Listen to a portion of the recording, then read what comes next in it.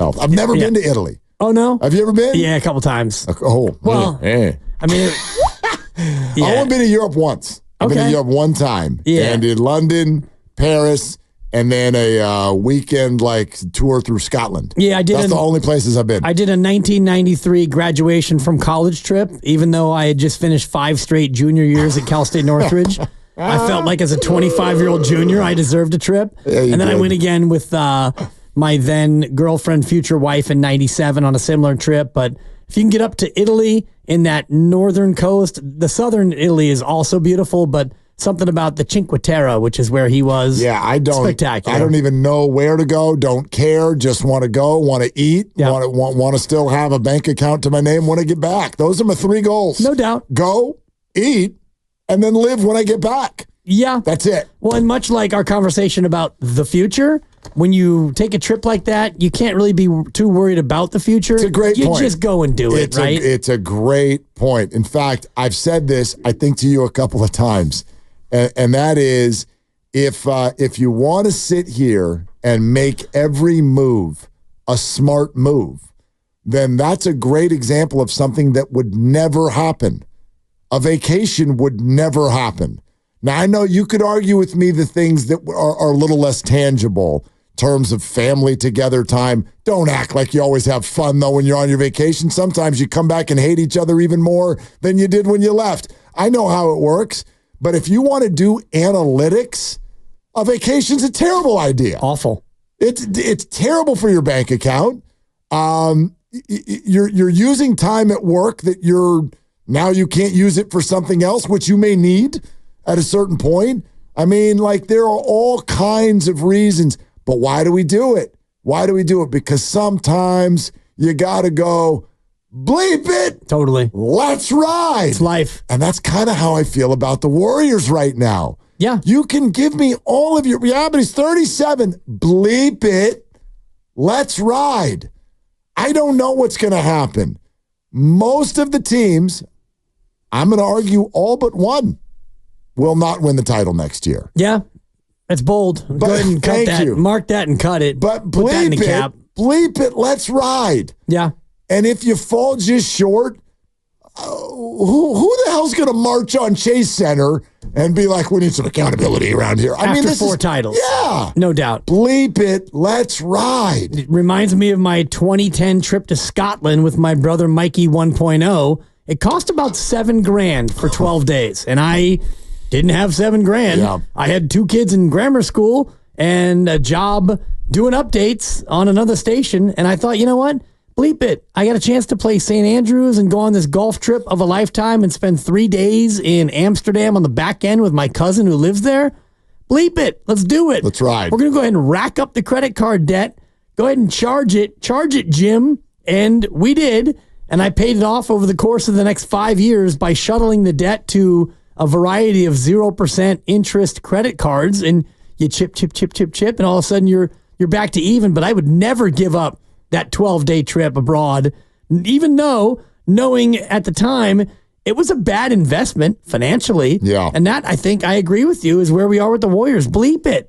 Well, maximize the Steph Curry window, Mark. I don't want this to be a catch-all because I do have a staircase, and I marked it yesterday. If you could give me any of the aging veteran stars that are rumored to be on the move, I absolutely have Kevin Durant as my 1 seed. But could you convince me on Paul George? Well, yeah. What's the deal? I need to know the deal. And I need to see why and who and what are you thinking and all of that. Could I be convinced on Jimmy Butler? Less so, but you're not going to hear, at least me, you're not going to hear me come on the air the next day after any of these and torch the Warriors. I can't believe you traded Moses Moody for Jimmy Butler, who's old and he's injury prone and he's angry and he wears people out and Draymond's already on the team and they're going to hate each other. I mean, that's all sort of faux prediction kind of stuff. The Warriors, I tell you what's a risk, and we had a caller call in and say this already today, the risk is doing nothing. Not because of wins and losses, because it's not interesting. The Warriors have got to be interesting. And all of these moves provide some level of interest. I might come on the next day and be like, I probably wouldn't have included Kuminga in a Jimmy Butler deal. Because, by the way, newsflash, I don't think they will. But that doesn't mean we couldn't be proven wrong. And I think that we've reached that point in Steph Curry's career. Bleep it. Let's ride. Because the other ideas that a lot of you have called in and come up with, I just don't find them to be plausible. Trading Steph Curry is not going to happen. No. So you're welcome to call this radio station and continue to say that. You're welcome to feel that. And I'm not going to tell you that you're wrong. You may be proven right over time. But it's not plausible. It's not going to happen. I find it to be a bad idea. I think they think it's a bad idea. And so bleep it, let's ride.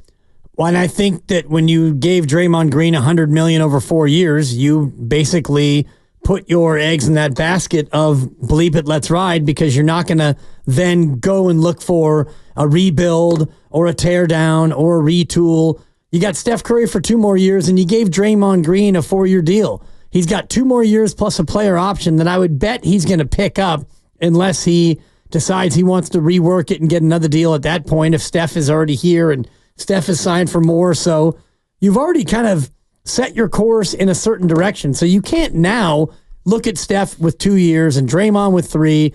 You got Wiggins for 3 if he's still going to be here. You can't then decide, okay, we're not going to go all in on trying to get better over the next couple of years because you already did that with the Draymond deal. I mean, I think even there's the key piece to having an opinion on this, we're not even allowed to know yet. Like I hear a lot of people being like, I'd be out on Paul George or I'd be in on Paul George. And every time I'm like, but what did they give up? What if you got Paul George? And I know nothing from anything in terms of what the Clippers would ask for. But what if you got Paul George for Chris Paul, Andrew Wiggins, Moses Moody, and a pick? You in? You in? Yeah, probably in for that. I'm in. But what if you got Paul George for Chris Paul, Andrew Wiggins, Jonathan Kuminga, and 2 picks? That's a little rich for my blood. I'm out. Although I don't picks schmicks right. is the way I look at it. Right, but because if you're good, those picks are going to be 27th and 28th. I guess my point is I don't know yet if you can just be like in on Paul George or out on Paul George. You can't I need to know what's the deal. What's the deal? If you get Paul George for Chris Paul, Kevon Looney, GP2, and a second rounder, you'd all be in. Who wouldn't be in on that? You'd be crazy not to be in. Well, unless you aren't a big fan of Paul George. And I'm not a huge fan of Paul George at this age with his injury history. Okay, but you'd be getting him for almost, like... Not $48 million. But if Chris Paul is 30 of the 48, you're giving up nothing. You're giving up someone who's not going to be on the team already. Right. So that's a nothing. That's free. $30 million of whatever you're going to acquire back, potentially, I argue, is free. Totally free. So that's you take Paul George over nothing, right? Sure. If there's nothing of consequence going out the door, and I hate saying things like that about players like Kevon Looney and GP2, but these are players that aren't getting a lot of minutes. They've got injury problems. They're not in the core future plans or even current plans. Well, they're in the current core. Not core. Both of them are in the top 8 or 9 of your rotation for sure. Which I wouldn't call core. Core to me, that's 4 or 5 players. Okay. That's who's determining. We can parse words on what a core is. For me, are you a guy who's going to play 20 plus minutes a night? And they both are. Today, as we sit here today, the Warriors core to me is Steph Curry, Draymond Green, Jonathan Kuminga, Brandon Pajemski. Wiggins is in the core. Wiggins. Pending any offseason moves. And now I'm starting to struggle to like even TJD, I'm not going to call core. That's not core. Well, he was unplayable in the play-in game. That was one game. So was Klay Thompson. Right. Well, he wasn't unplayable. He played. No, TJD didn't play. TJD played 5 minutes and it was, geez, you can't play in this game. Right, but he could have played all 48 and he would have scored the same amount as Klay Thompson. And you probably would have lost by 60 instead of just 24. Which is the same result. Right, you but go home. they made the decision, and I agree with you that he's kind of on the fringe of the core because in the biggest game of the year, they saw him play, and they, for whatever reason, matchup or effectiveness, they realized that he can't play in that basketball game.